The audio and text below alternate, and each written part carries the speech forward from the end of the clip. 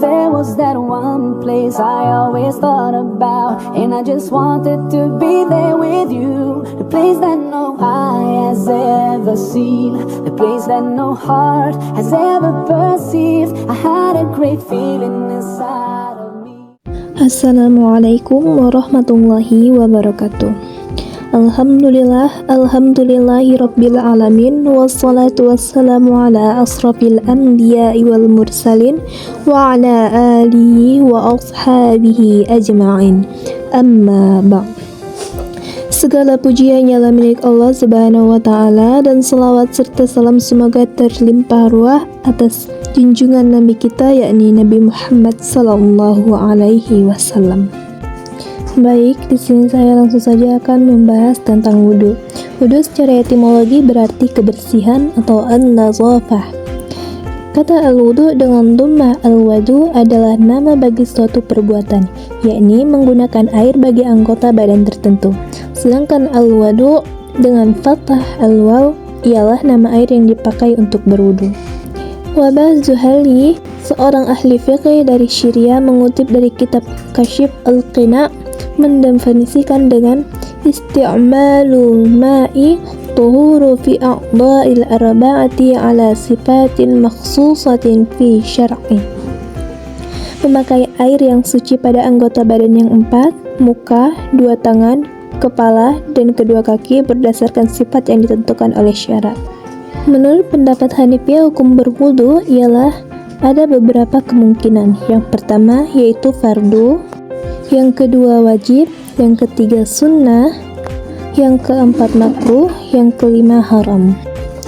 Adapun fardu wudu ialah yang pertama membasuh muka, dan yang kedua membasuh 2 tangan hingga siku, yang ketiga menyapu kepala, yang keempat membasuh 2 kaki hingga mata kaki.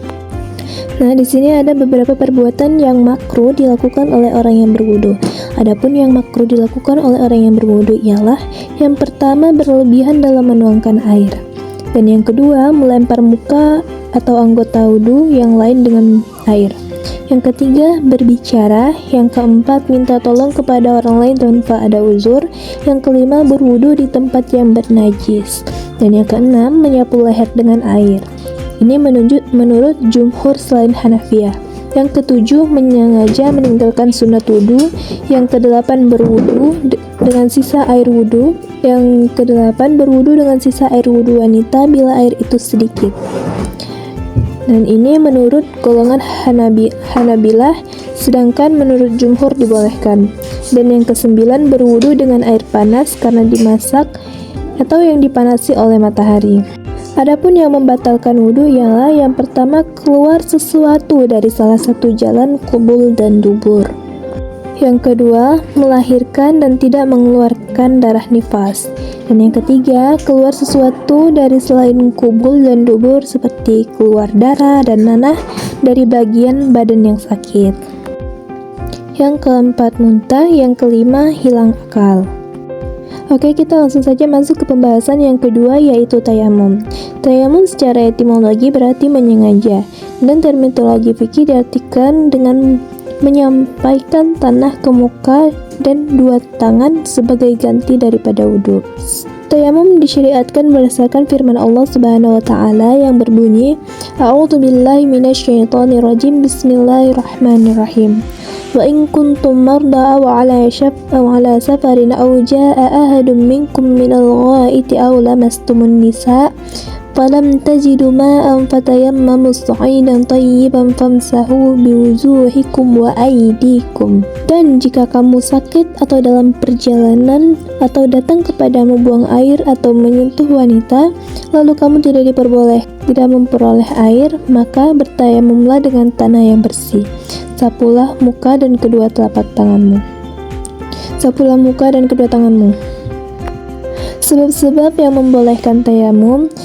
Para ahli fikih telah menetapkan beberapa keadaan yang menyebabkan seseorang boleh bertayamum seperti berikut ini, yaitu yang pertama dalam keadaan tidak ada air. Fuqaha menetapkan ketiadaan air sebagai salah satu penyebab bolehnya bertayamum. Dan yang kedua, tidak ada kemampuan untuk memakai air. Termasuk ke dalam pengertian ini orang yang dipenjara dalam rumah tahanan yang terletak di pinggir sungai dan dia tidak memperoleh izin keluar mendapatkan air untuk wudhu. Dan yang ketiga, dalam keadaan sakit. Orang sakit bila dikhawatirkan memakai air dapat melakukan tayamum untuk mengangkatkan hadas. Kekhawatiran itu ada dua kemungkinan. Yang pertama, khawatir akan datang penyakit baru, dan yang kedua, khawatir bertambah penyakit atau keterlambatan penyembuhannya. Dan yang keempat, membutuhkan air. Seseorang yang memiliki air dalam jumlah yang mencukupi sekedar untuk wudhu atau mandi, tetapi dia sangat membutuhkannya untuk keperluan lain yang akan menyelamatkan jiwanya dari kemudaratan, maka ketika itu dibolehkan bertayamum meskipun dia memiliki air. Yang kelima, takut kehilangan harta ketika mencari air. Menurut Malikiyah, orang yang sanggup memakai air dan yakin bahwa air akan diperoleh jika dicari, tetapi timbul kekhawatiran akan kehilangan harta jika pencarian dilakukan, dibolehkan bertayamum. Dan yang keenam, keadaan sangat dingin. Jika seseorang khawatir akan bahaya memakai karena terlalu dingin dan air tersebut tidak dapat dipanaskan, maka dibolehkan bertayamum.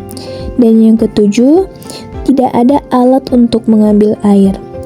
Tayamum dibolehkan bagi orang yang sanggup memakai air tetapi tidak bisa mendapatkannya.